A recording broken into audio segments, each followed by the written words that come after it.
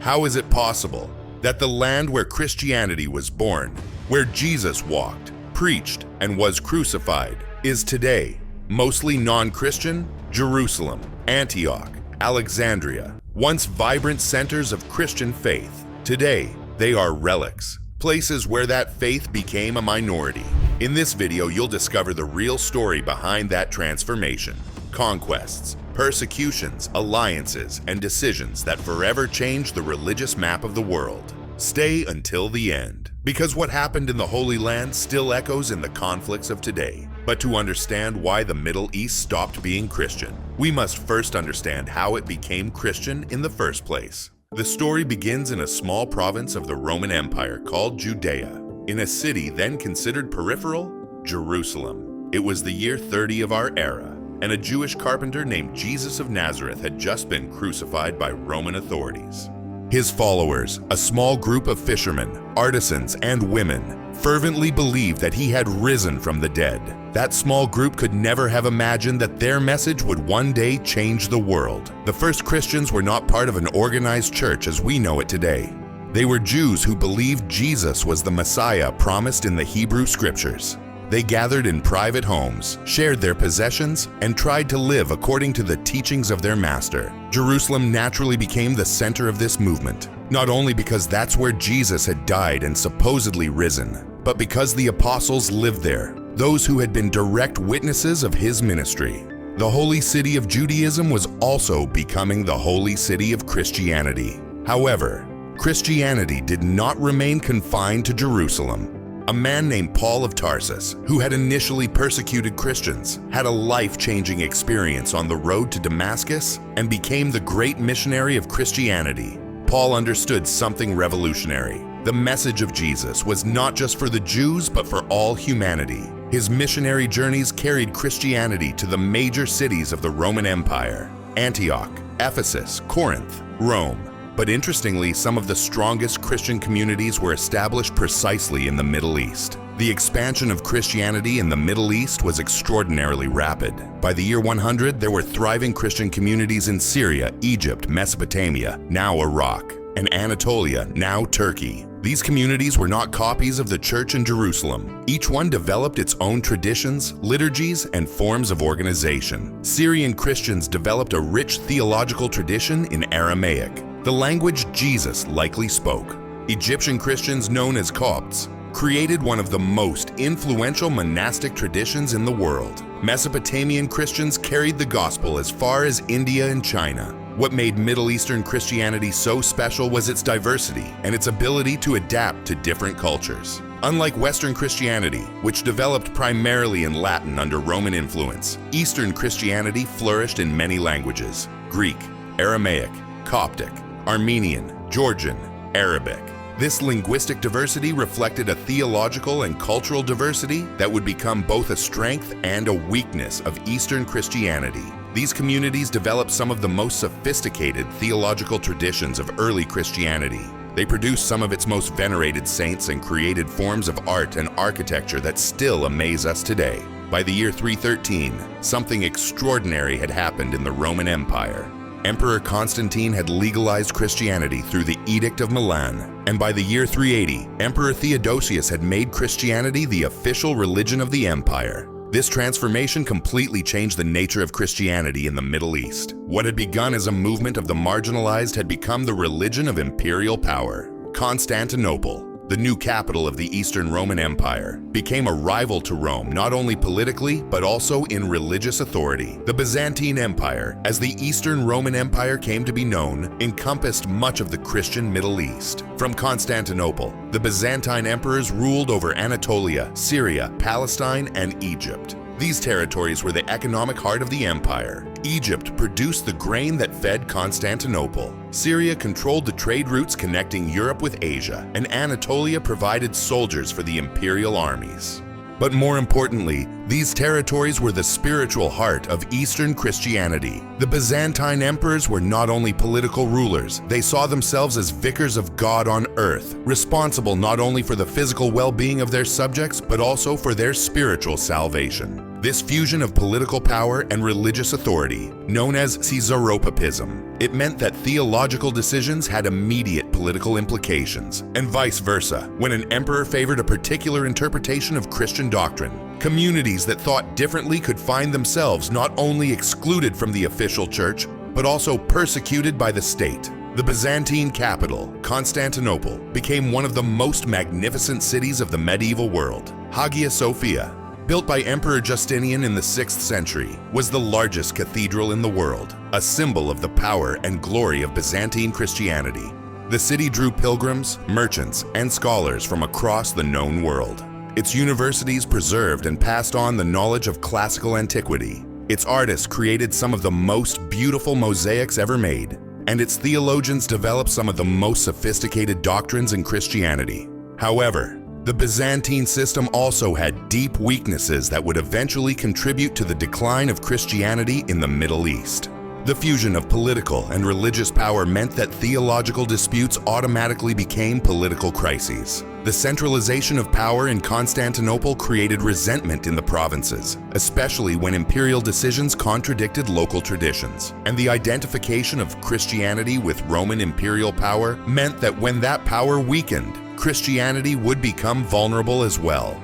These internal tensions within the Byzantine world would be crucial to understanding why the Muslim conquests of the 7th century were so successful. If there was one thing that fatally weakened Christianity in the Middle East, it was its own internal divisions. To understand this, imagine a family that, instead of uniting in the face of an external threat, divides into such bitter internal disputes that some members would rather ally with outsiders than reconcile with their own brothers. That is essentially what happened to Eastern Christianity. In the 4th and 6th centuries, theological disputes that began as academic debates about the nature of Christ turned into schisms that permanently divided the Eastern churches. The first great division came from a question that seemed simple, but was deeply complex. If Jesus was both God and man, how exactly were those two natures related?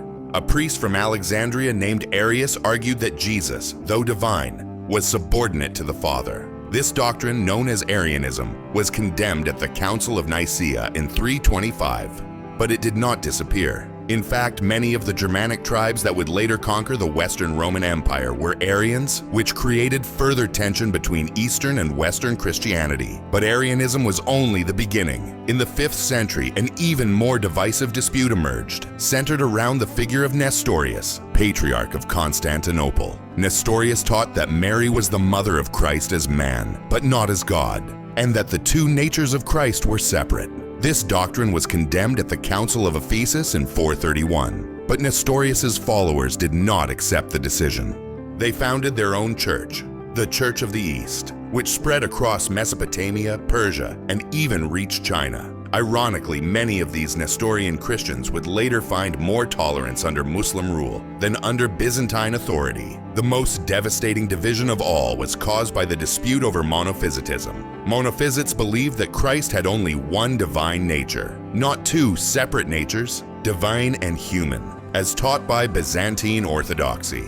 When the Council of Chalcedon in 451 condemned monophysitism, the churches of Egypt, Syria, Armenia, and Ethiopia rejected the decision. These churches, representing millions of Christians, permanently broke away from Constantinople. The Byzantine emperors spent enormous resources trying to force reunification, but only succeeded in deepening the resentment. These divisions were not merely theological, they carried profound political, cultural, and ethnic implications.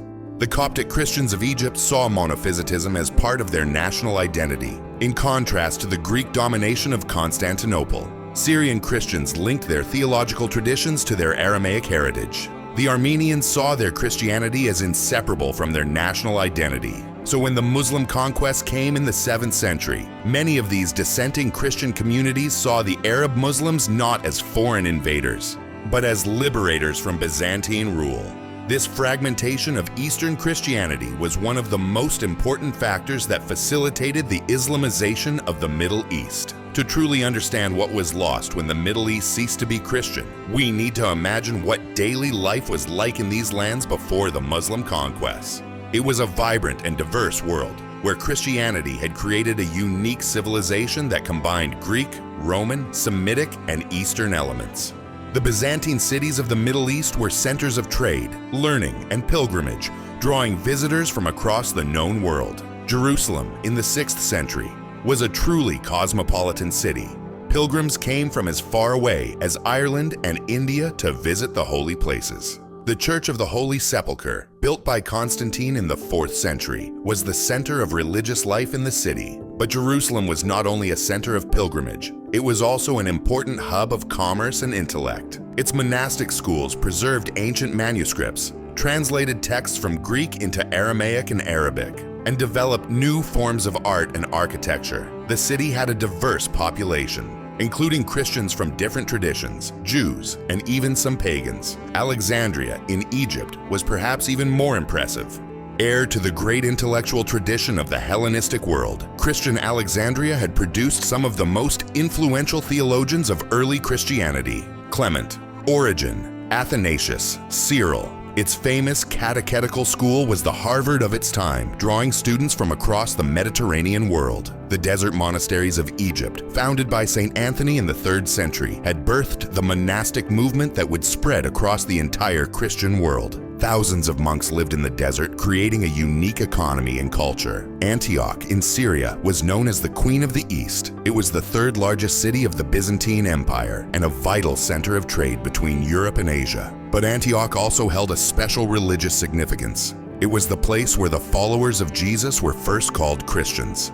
The city had a distinct theological tradition known as the School of Antioch, which emphasized the humanity of Christ and the literal interpretation of Scripture. Its churches were famous for their architecture, and its preachers for their eloquence. Religious life in these cities was intense and varied. Christians of different theological traditions lived side by side, sometimes in harmony, sometimes in tension. Religious processions filled the streets during great feasts. Theological debates were held not only in schools, but also in markets, and Christian art flourished in ways that reflected the diverse cultural traditions of the region. Byzantine icons, illuminated Syriac manuscripts, and Coptic textiles created artistic legacies that would influence world art for centuries. This was the Christian world that Muslim conquerors encountered in the 7th century. Rich, diverse, but also fragmented and weakened by centuries of internal disputes. By the end of the 6th century, the Christian world of the Middle East appeared solid and prosperous on the outside. But within, it was beginning to show cracks that would soon become fatal fractures. Like a magnificent building with crumbling foundations, Eastern Christendom was vulnerable in ways its contemporaries were only just beginning to perceive. The theological divisions we've discussed were only part of the problem. There were also economic, social, and political issues that were preparing the ground for the transformation that was about to come. The Byzantine Empire was exhausted by centuries of constant war. For more than 300 years, it had fought the Sassanid Persian Empire in a series of devastating conflicts that drained the treasuries of both empires and devastated the borderlands. The most destructive war of all had ended just a few years before the Muslim conquests.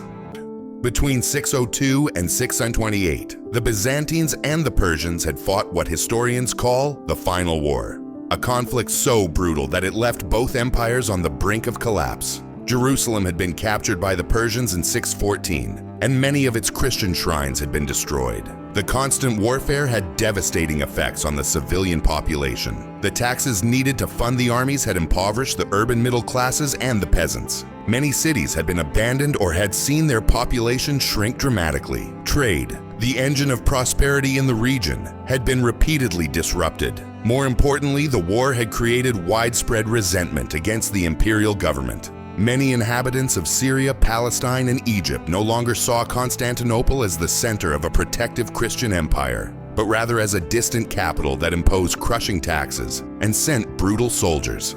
Religious divisions had created not only theological fragmentation, but also political alienation. The Monophysites of Egypt and Syria, who made up the majority of the population in those provinces, felt persecuted by the Orthodox imperial government. The Byzantine emperors had alternated between policies of conciliation and repression, but neither had healed the wounds. Many Monophysites saw the Byzantine emperor as a heretic imposing a false theology upon them. So when conquerors arrived promising religious tolerance, these dissenting Christians were ready to listen. There were also deeper demographic and economic problems. The plagues that had struck the Byzantine Empire since the 6th century had significantly reduced the urban population. The plague of Justinian, which began in 541, had killed millions, and it had permanently weakened the economic structure of the empire. The cities that had once been prosperous centers of Christianity were now partially depopulated. At the same time, the Arab tribes of the peninsula had begun to press on the empire's borders, not yet as Muslim conquerors, but as mercenary confederates, and occasionally as invaders. There was also a leadership crisis that weakened Eastern Christianity's ability to respond to the challenges ahead. The patriarchs of the Great Eastern Seas were more focused on their mutual disputes than on the external threats. Emperor Heraclius, though a capable military leader, was exhausted after decades of war and faced enormous internal challenges. The Byzantine armies, though still formidable, were demoralized and poorly paid. It was in this context of weakness, division, and exhaustion that a new religious and military force would emerge, one that would forever change the fate of Christian Middle East. The seeds of vulnerability had already been planted. All that remained was for the storm to come that would make them grow. While the Christian world of the Middle East was weakening from wars and internal divisions, something extraordinary was taking place in a land few considered important, the Arabian Peninsula. It was the year 610, and in a cave on Mount Hira, near the trading city of Mecca, a 40-year-old merchant named Muhammad ibn Abdullah was experiencing what he believed were divine revelations. This man, who could neither read nor write, would become the founder of a religion that would transform the known world in less than a century. To understand how Christianity lost its dominance in the Middle East, we must first understand how and why Islam emerged with such force in Arabia. The Arabian Peninsula of the 7th century was a complex mosaic of nomadic tribes, trading cities, and diverse religious communities. Contrary to what many believe, Arabia was not a religious vacuum before Islam. There were thriving Jewish communities, especially in Medina and Yemen. There were Nestorian and Monophysite Christians who had fled Byzantine persecution. There were Zoroastrians, Persians living along the Persian Gulf Coast. And there were various Arab pagan cults centered around shrines like the Kaaba in Mecca. This religious diversity meant that Arabs were already familiar with monotheistic ideas long before Muhammad arrived.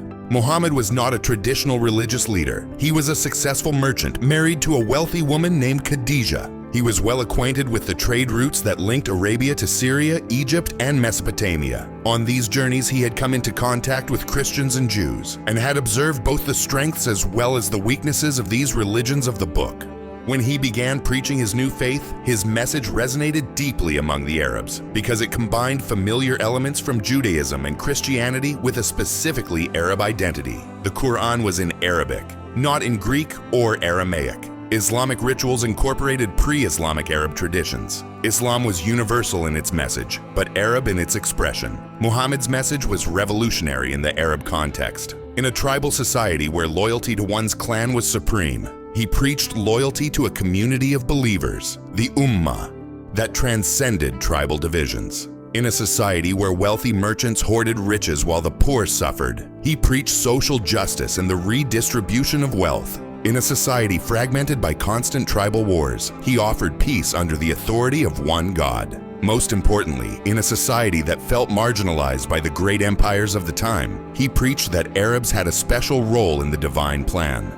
The initial resistance to Islam in Mecca forced Muhammad and his followers to migrate to Medina in 622, an event known as the Hijra, which marks the beginning of the Islamic calendar. In Medina, Muhammad was not only a religious leader, but also a political and military one. He organized the Arab tribes into a unified confederation, established the first Islamic laws, and began expanding his influence throughout Arabia. When he returned to Mecca victorious in 630, he had accomplished something no Arab leader had ever achieved before: the unification of the Arab tribes under one faith and one authority.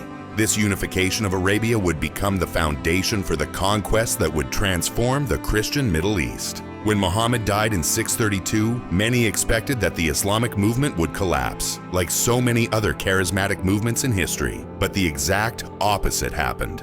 Under the leadership of the first caliphs, the Arab armies began an expansion that would astonish the world. In less than 10 years, they had conquered the entire Sassanid Persian Empire and had taken from Byzantium its richest provinces, Syria, Palestine, and Egypt. To understand how this was possible, we need to look not only at the strength of the conquerors, but also at the weaknesses of the conquered. The Arab armies had significant advantages that their enemies had not anticipated. First, they were united by a new and fervent faith that gave them extraordinary motivation to fight. Muslim warriors believed that dying in battle for the cause of Allah would take them directly to paradise. This religious conviction gave them a psychological advantage over armies. Mercenaries or professional soldiers who fought primarily for pay. Second, the Arabs were masters of desert warfare.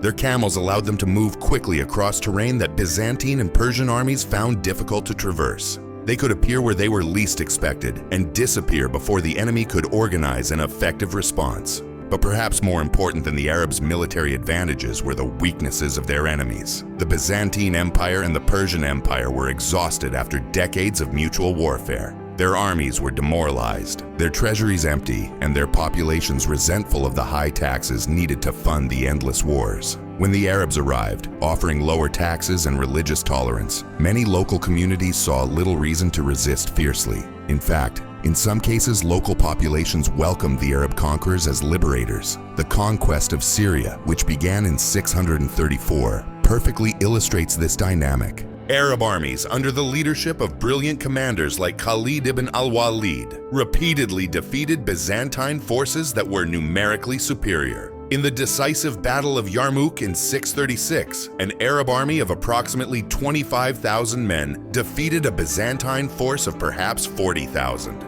But what made this victory possible was not only Arab military skill, but also Byzantine demoralization. Many Byzantine soldiers were mercenaries with no deep commitment to the cause. Many local communities, especially the Monophysites, who had been persecuted by Constantinople, saw the Arabs as a preferable alternative to Byzantine rule. The speed of the Arab conquest was simply astonishing. Damascus fell in 636, Jerusalem in 638, Alexandria in 641. By 651, the entire Persian Empire had vanished, and the Arabs had reached the borders of India and China. In the west, they had conquered North Africa and were preparing to invade Spain. In less than 20 years, a people once considered marginal by the great powers of the age had created an empire that stretched from Spain to Central Asia. This expansion was not merely a military conquest. It was the beginning of a cultural and religious transformation that would permanently change the character of the Middle East. When the Arab armies conquered the Christian lands of the Middle East, they faced an unprecedented administrative challenge: how to govern millions of Christians who made up the vast majority of the population in the newly conquered lands. How to integrate sophisticated urban societies with Arab tribal traditions. How to maintain the unity of the new Muslim community while expanding at breakneck speed. The answers they gave to these questions would determine not only the character of the new Islamic empire, but also the fate of the Christian communities that had dominated these lands for centuries. The solution the Muslim conquerors found was brilliant in its pragmatism. Instead of trying to convert the entire population immediately or establishing a religious apartheid system, they developed what became known as the Dimma system. Under this system, Christians and Jews were recognized as people of the book, al-Kitab, who had the right to maintain their religion in exchange for accepting certain restrictions and paying a special tax called the jizya.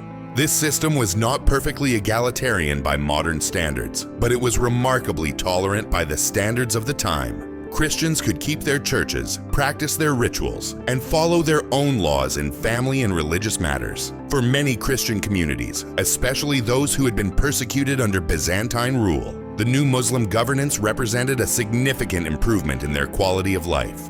The Monophysites of Syria and Egypt, who had been branded heretics by Constantinople, found that the new Muslim rulers had no interest in their internal theological disputes.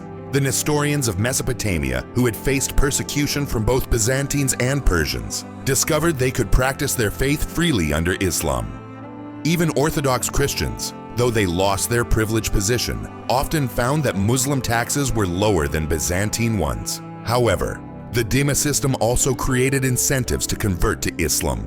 Muslims did not pay the jizya, had full access to government positions, and could serve in the army, which was both an honor and a source of wealth. More importantly, in a society where religion and ethnic identity were closely intertwined, converting to Islam meant joining the dominant group. For ambitious Christians, especially those involved in trade or administration, conversion could open doors that would otherwise remain closed. These incentives did not force conversion, but they made it attractive for many. The Muslim administration also relied heavily on local Christians, who had the administrative experience needed to govern the complex urban societies of the Middle East. Many Christian officials retained their positions under the new Muslim rulers. Christian doctors, architects, translators, and scribes were especially valued. St. John of Damascus, one of the great Christian theologians of the 8th century, worked in the administration of the Umayyad Caliph in Damascus. This collaboration between the Christian elite and the Muslim rulers created complex relationships that gradually facilitated the integration of Christian communities into the new Islamic order. The result was not the immediate disappearance of Christianity, but the beginning of a slow process of change that would unfold over centuries. Of all the Muslim conquests of the 7th century, none carried more symbolic weight than the capture of Jerusalem in 638.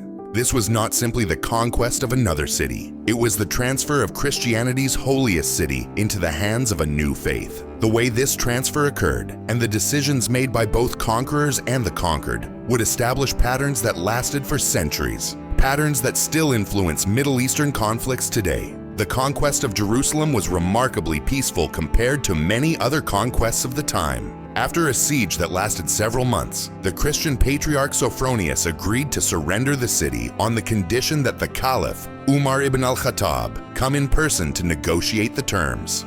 When Umar arrived in Jerusalem in 638, his conduct set an important precedent. He declined the patriarch's invitation to pray in the Church of the Holy Sepulchre, explaining that if he did, future Muslims might claim the church as a mosque. Instead, he prayed in a separate location, where the Mosque of Umar would later be built. The terms Umar agreed upon with the Christians of Jerusalem, known as the Pact of Umar, became the model for how Christian communities were treated throughout the Islamic Empire. Christians retained control of their churches and could continue their pilgrimages. They were guaranteed both personal and religious protection in exchange for paying the jizya and accepting certain restrictions, such as not building new churches without permission and not ringing church bells too loudly and not attempt to convert Muslims.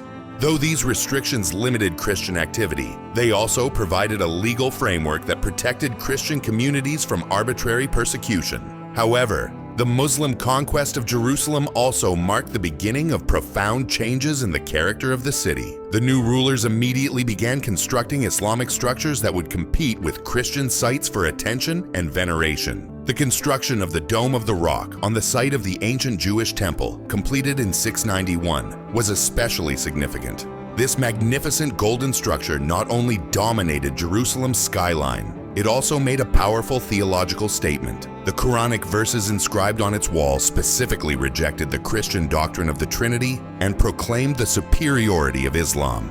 The transformation of Jerusalem under Muslim rule was not just architectural, it was also demographic and cultural.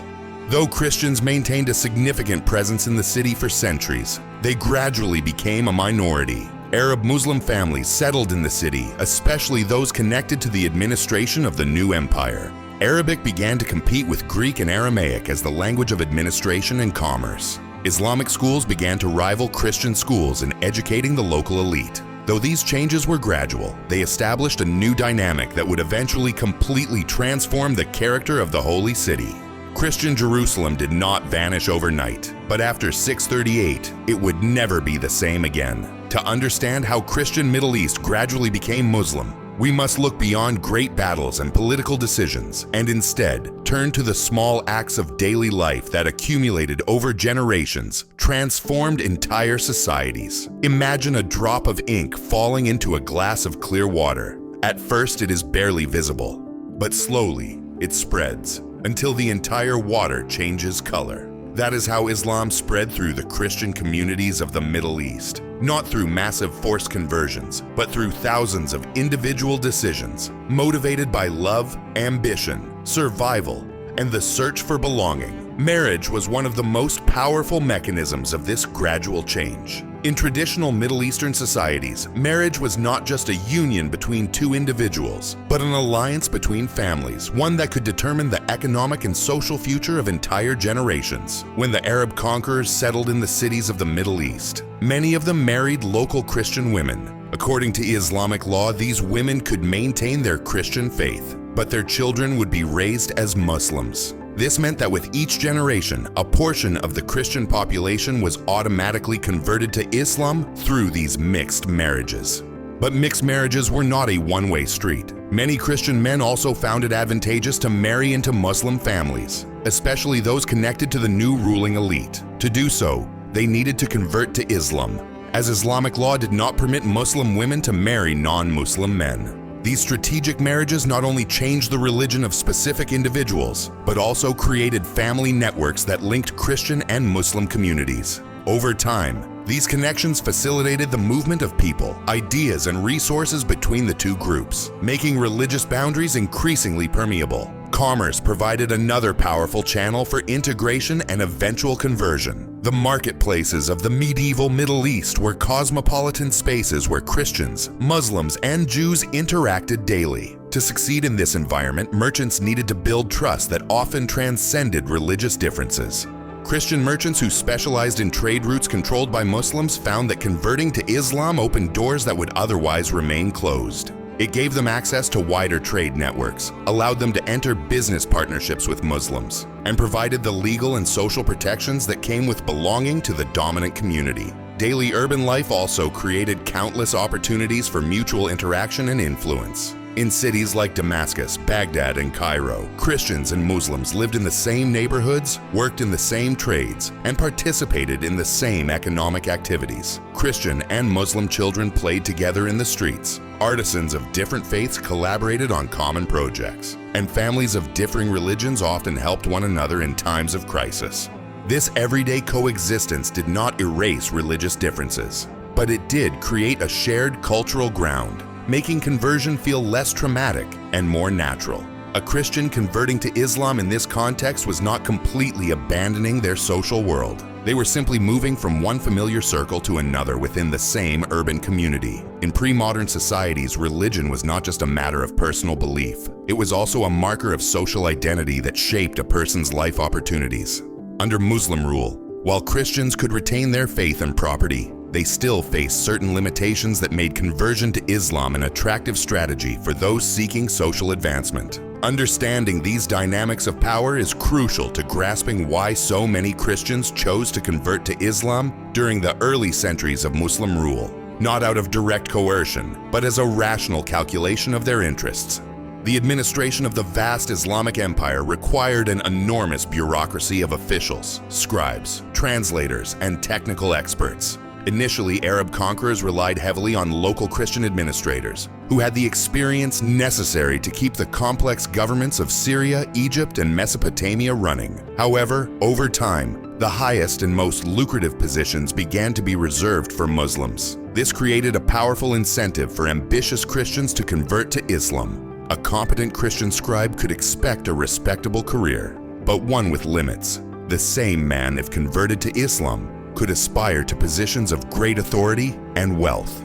The military provided another important path for upward mobility, but it was generally closed to non-Muslims. Muslim soldiers not only received regular salaries, but also had the right to a share of war spoils. At a time when Muslim conquests were still expanding into Central Asia, Africa, and Europe, military service could be extraordinarily lucrative. Christians who converted to Islam could join these military expeditions, gain fortune and glory on the battlefield, and establish ties with the military elite that could benefit their families for generations. Patronage systems also favored Muslims in ways that incentivized conversion. In medieval Middle Eastern societies, economic success often depended on having a powerful patron, someone who could provide commercial opportunities, legal protection, and support in disputes. Muslim rulers naturally favored their fellow Muslims when distributing this patronage. A Christian merchant could work hard and save money, but a Muslim merchant with the right connections could obtain lucrative government contracts, trade monopolies, and favorable loans. This difference in access to opportunity created constant economic pressure toward conversion. However, it's important to understand that these incentives did not affect all Christians equally. Christian families that were already wealthy and established often had less to gain from conversion than poorer Christians who saw in Islam a chance to escape poverty. Christians in specialized professions like medicine, architecture, or translation could maintain respectable positions without converting because their skills were too valuable to be ignored for religious reasons. Moreover, conversion to Islam did not automatically guarantee social success. Converted Muslims, Mawali, often faced discrimination from Arab Muslims, who saw themselves as superior not only religiously but ethnically as well. This means that the motivations for conversion were complex and varied, reflecting the specific circumstances of each individual and family. Not all Christians in the Middle East converted to Islam, and those who kept their faith developed sophisticated strategies to survive and even thrive under Muslim rule.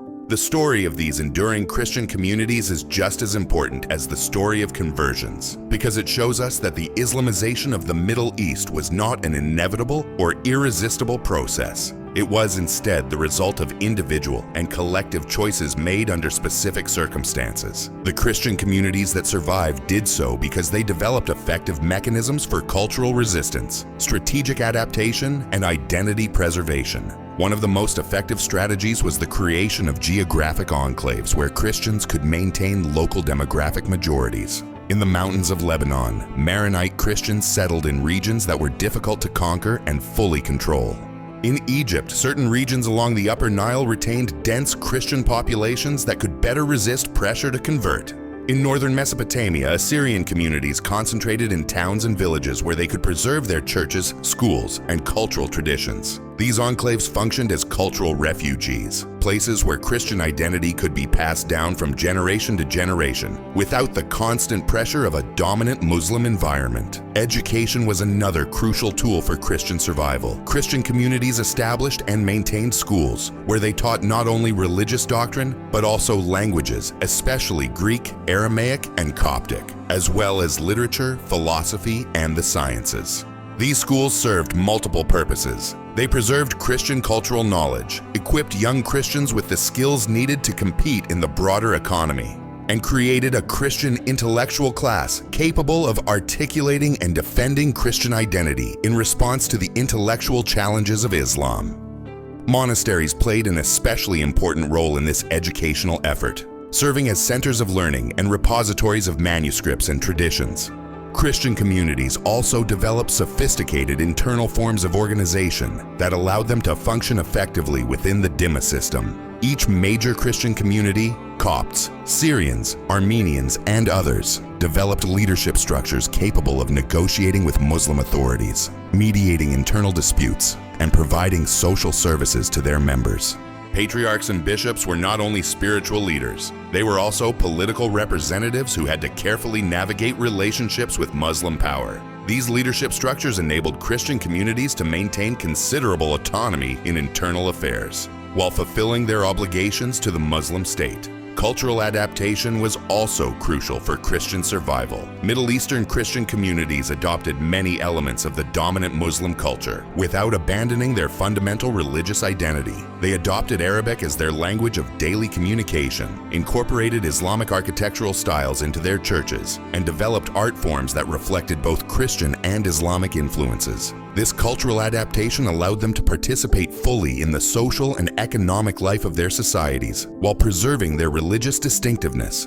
At the same time, they developed theological and spiritual traditions that addressed the specific challenges of living as a minority in a Muslim context, creating forms of Christianity that were both authentically Christian and authentically Middle Eastern. The 8th, 9th, and 10th centuries were crucial in determining the long-term religious character of the Middle East. During this period, what had begun as an Arab military conquest transformed into a cosmopolitan Muslim civilization that integrated Persian and Greek elements, Syrians and Egyptians, in a new and dynamic cultural synthesis. This transformation not only changed the religious makeup of the region, but also created the cultural and intellectual conditions that made Islam increasingly attractive to local populations. To understand this process, we need to examine how the Umayyad and Abbasid dynasties developed policies and institutions that encouraged the gradual Islamization of their territories.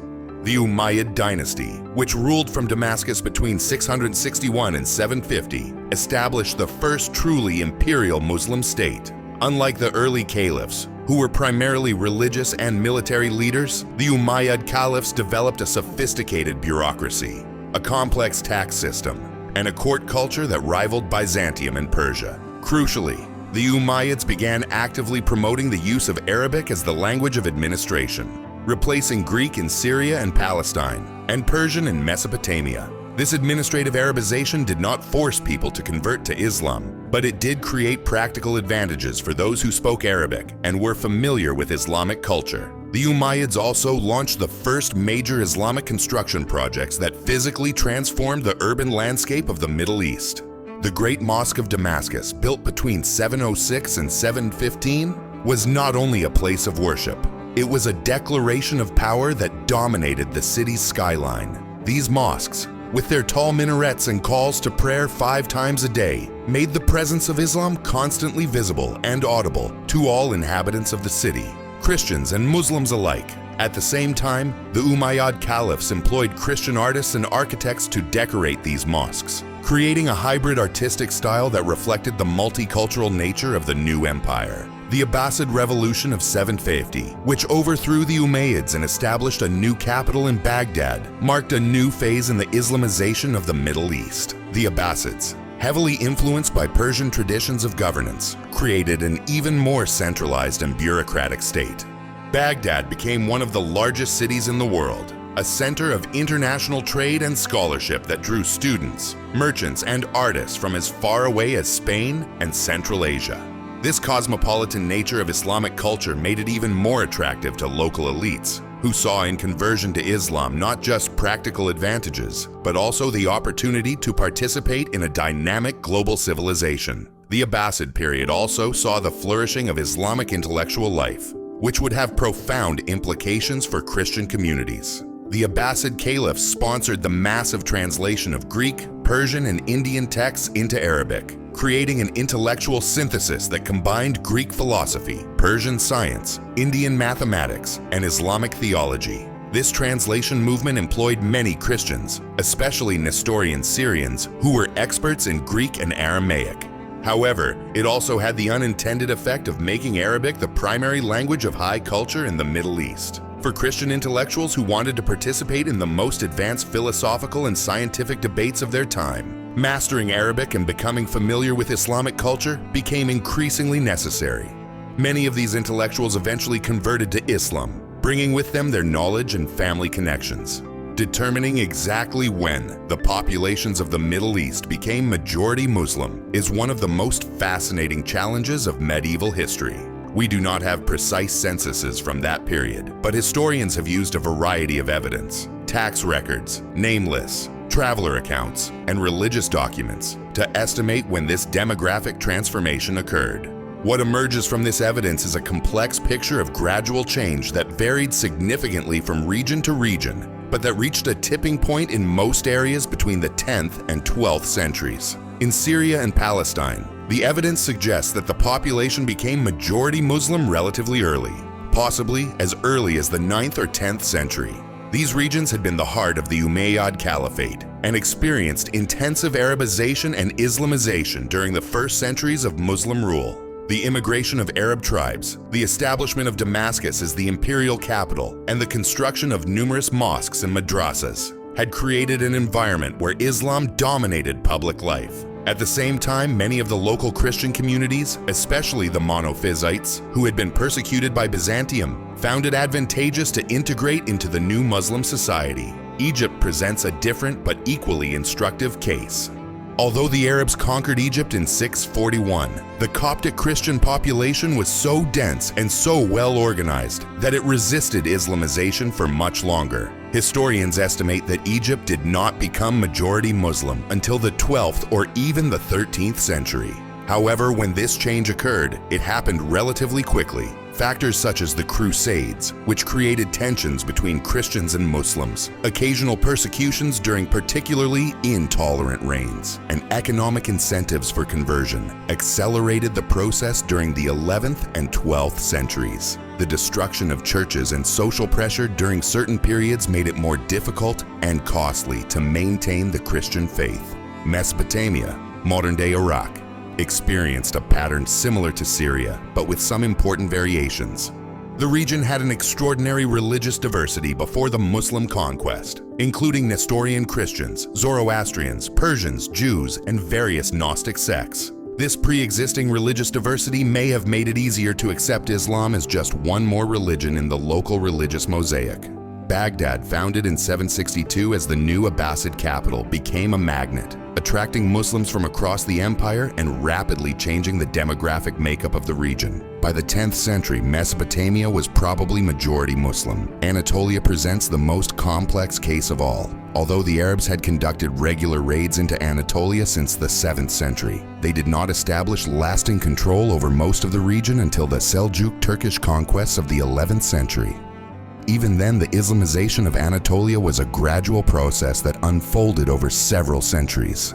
The Greek and Armenian Christian populations of Anatolia maintained their religious identity far longer than their counterparts in Syria or Mesopotamia. However, the arrival of nomadic Turkish tribes, the active promotion of Islam by Seljuk and later Ottoman rulers, and demographic pressures gradually transformed even this traditionally Christian region. By the 15th century, most of Anatolia was Muslim, though significant Christian communities still persisted, especially in cities and some mountainous regions. In the year 1095, something extraordinary happened in the French city of Clermont. Pope Urban X gave a speech that would change the course of Middle Eastern history for the next 200 years. He called on the Christians of Europe to take up arms and reclaim the Holy Land from Muslim control.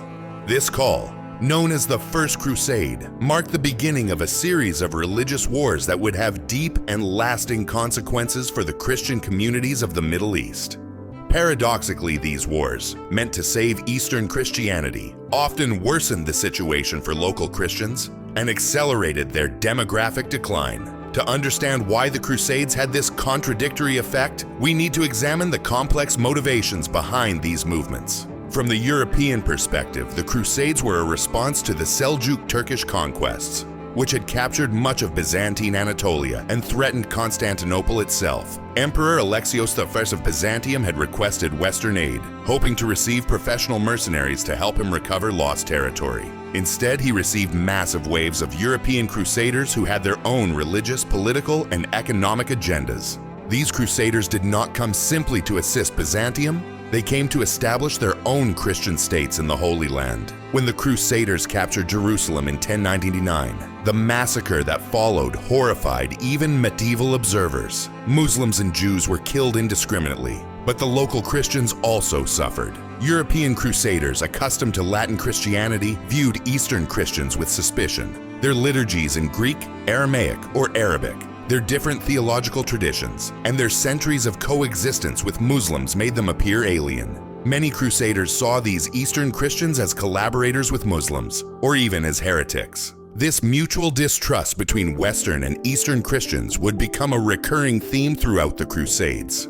The establishment of the Crusader states, the Kingdom of Jerusalem, the Principality of Antioch, the County of Edessa, and the County of Tripoli created a complex situation for local Christians. On the one hand, these states offered protection from Muslim persecution and the opportunity to practice Christianity freely. On the other hand, the Crusaders attempted to impose papal authority and Latin practices on Eastern churches that had maintained their independence for centuries. The Greek patriarchs of Jerusalem and Antioch were replaced by Latin patriarchs, created schisms that would persist long after the Crusader states had disappeared. The Muslim reconquest of the Crusader states, culminating in the capture of Jerusalem by Saladin in 1187, and the fall of the last Crusader stronghold at Acre in 1291, had devastating consequences for many local Christian communities. Muslim rulers, who had previously treated Christians with relative tolerance, now viewed them as a potential fifth column, possible collaborators with future Western invasions. Policies toward Christians hardened, fewer new churches were built, and social pressure to convert to Islam intensified. In addition, many local Christians had emigrated to Crusader-controlled territories during the period of Latin rule. When these territories were reconquered, these Christians found themselves homeless, forced to migrate to Europe or convert to Islam to survive. The Ottoman conquest of Constantinople in 1453 marked not only the end of the Byzantine Empire, but also the beginning of a new era for Christians in the Middle East. The Ottoman Empire, which would eventually stretch from Vienna to Yemen and from Algeria to the borders of Persia, developed a unique system for governing its non-Muslim subjects. This system was both more systematic than previous arrangements, and in many respects more favorable for the survival of Christian communities. To understand this apparent paradox, we need to examine how the Ottomans transformed the old Dimma system into something new and more sophisticated: the millet system. The millet system, which gradually developed during the 15th and 16th centuries, organized the empire not only geographically, but also religiously. Each millet was essentially an autonomous religious community with its own leadership recognized by the Ottoman state. There was the Greek Orthodox millet, led by the ecumenical patriarch of Constantinople, the Armenian millet, the Jewish millet, and eventually other smaller millets for different Christian communities. This system gave each religious community considerable autonomy in internal affairs.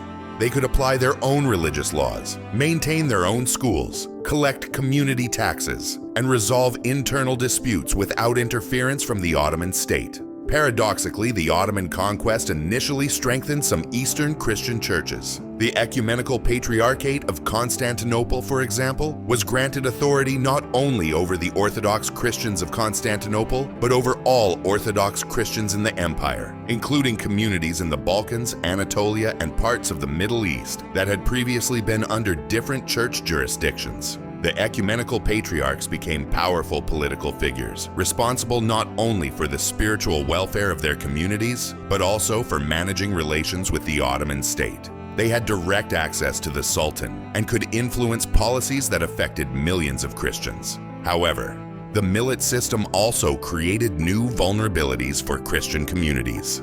Their autonomy depended entirely on the tolerance of the Ottoman state, which could be revoked at any time. During times of war with European Christian powers, Ottoman Christians were often viewed with suspicion as potential traitors. Moreover, the system created competition between different Christian communities for Ottoman government favor. The Armenians, for example, were often preferred over the Greeks for certain commercial and administrative positions, creating intercommunal tensions that Muslim rulers could exploit to maintain control. The Ottoman period also saw major changes in the geography of Middle Eastern Christianity. The Ottoman conquest of Egypt in 1517 ended the independent power of the Mamluks and brought Coptic Christians under the millet system. Ottoman expansion into Mesopotamia and the Levant reunified many Christian communities under a single empire for the first time since the Arab conquests. At the same time, Turkish demographic pressure in Anatolia continued to reduce local Christian populations, while periodic deportations and massacres, especially of Armenians, decimated entire communities. By the 18th century, although the millet system provided a legal framework for Christian survival, Middle Eastern Christian communities were clearly vulnerable minorities in an increasingly vast Muslim sea. The 19th century brought transformative forces to the Middle East that would fundamentally change the status of Christian communities in the region. European ideas of nationalism, technological advances in communication and transportation, and increasing economic and political penetration by European powers created both new opportunities and new dangers for Eastern Christians. For the first time in over 1,000 years, European Christian powers had both the capacity and the will to intervene directly in Middle Eastern affairs to protect local Christian communities. But this Western protection also made Christians more vulnerable to accusations of disloyalty and collaboration with foreign powers. The Ottoman Tanzimat reforms of 1839 to 1876 represented an ambitious attempt to modernize the Ottoman state and create legal equality between Muslims and non-Muslims. These reforms officially abolished the Dimma system, declared that all Ottoman subjects were equal before the law regardless of religion, and promised equal protection for all. For Christian communities, this meant the right to serve in the military, access government positions previously closed to them, and full participation in the political life of the empire. Many prosperous Christians, especially in Beirut, Damascus, and Istanbul, took advantage of these new opportunities to reach positions of influence in commerce, finance, and even government. However, these reforms also triggered backlash from some segments of the Muslim population, who saw Christian equality as a threat to the traditional social order. The most dramatic incidents were the massacres of Christians in Mount Lebanon and Damascus in 1860, where thousands of Christians were killed by Muslim and Druze mobs. These events alarmed European powers, who intervened directly to protect the Christians. France, in particular, established itself as the protector of Eastern Catholics, while Russia claimed the role of protector of Orthodox Christians. This European intervention saved Christian lives in the short term, but also established a pattern of external dependence that would prove problematic in the future. The collapse of the Ottoman Empire during World War I and the creation of new nation-states under European mandates completely transformed the political landscape for Middle Eastern Christians. In the new Kingdom of Iraq, Assyrian Christians, who had collaborated with the British during the war, found themselves vulnerable to persecution from the Arab Muslim majority. In Syria and Lebanon, under French mandate, Christians initially prospered, but they became increasingly dependent on French protection. In British-controlled Palestine, Arab Christians found themselves caught between Jewish Zionism and Arab Muslim nationalism. The Armenian Genocide of 1915–1916, perpetrated by the Young Turk government during World War I, marked the lowest point in the modern history of Christians in the Middle East. Approximately 1.5 million Armenians were killed or died during forced deportations, effectively erasing the Armenian presence from much of Anatolia, where they had lived for millennia. This genocide not only devastated the Armenian community, but also sent a chilling message to other Christian groups, a warning about their vulnerability in the rising wave of nationalist regimes. The failure of world powers to effectively intervene and stop the genocide revealed the limits of the Western protection many Christians had come to rely on. To understand the current conflicts in the Middle East and the precarious situation of the remaining Christian communities, we must view today's events as the latest chapters in the long story we've been tracing. The patterns of religious domination, vulnerable minorities, external protection, and contested national identity that took shape during the centuries of Islamization still shape politics and society in the modern Middle East. The question of why Jerusalem and the broader Middle East ceased to be predominantly Christian is not just a historical curiosity. It is a key to understanding why the region remains so volatile, so wounded in the 21st century. The creation of the State of Israel in 1948 added yet another complex dimension to the position of Christians in the region. For Palestinian Christians, Israel's founding meant displacement, the loss of land and homes, and a new form of minority status under a Jewish state. For Christians in other Arab nations, Israel became a symbol of Western imperialism and foreign intervention, making their own historical ties to the West feel even more precarious. At the same time, Israel provided refuge for some Christians persecuted elsewhere, and Christians living in Israel have achieved a level of prosperity and security envied by many of their counterparts throughout the region. But the revolutions and wars that have shaken the Middle East since 2000 have dramatically accelerated the decline of Christian populations. In Iraq, the 2003 US invasion and the chaos that followed devastated the ancient Assyrian Christian community, forcing hundreds of thousands to flee. In Syria, the civil war that began in 2011 has had similar effects. Historic Christian towns like Malula were attacked, and many ancient churches were destroyed. The rise of the so-called Islamic State, ISIS, posed an existential threat to every religious minority in the region. It carried out mass executions, forced conversions, and the systematic destruction of Christian heritage in areas under their control. These contemporary events reflect deep historical patterns we've seen throughout this narrative. When political order collapses, religious minorities become vulnerable. When national and religious identities merge, those who don't belong to the dominant majority face pressure to emigrate or to assimilate. When foreign powers intervene to protect minorities, they often worsen the long-term situation, making those minorities appear as agents of outsiders. These are not new developments. They are the continuation of processes set in motion over 1,000 years ago. And yet, the story we've told also offers reason for cautious hope. Christian communities in the Middle East have shown extraordinary resilience. They have preserved ancient traditions through long periods of persecution. They have developed sophisticated ways of coexisting with Muslim majorities, and they have contributed profoundly to the culture and civilization of the region. Though their numbers have declined dramatically, they still exist, and in some places, even thrive. The Ecumenical Patriarchate of Constantinople, the Coptic Church of Egypt, the Maronite Church of Lebanon, and dozens of smaller communities all maintain living links to the Christianity that once shaped this land. The story of how Jerusalem and the Middle East ceased to be predominantly Christian is ultimately a story about the nature of historical change itself. It was not the result of one single dramatic moment, but rather of thousands of individual decisions made over many centuries in response to shifting realities. It was shaped by religious conviction, but also by political, economic, and social forces. It involved both coercion and choice, both resistance and adaptation. And though it fundamentally transformed the religious character of the region, it did not erase Christianity altogether. To understand this history is to recognize the complexity of the past and to glimpse the possibilities of the future. It reminds us that even the most lasting changes are, in the end, the result of human decisions, and that under different circumstances, those decisions could have led to an entirely different world.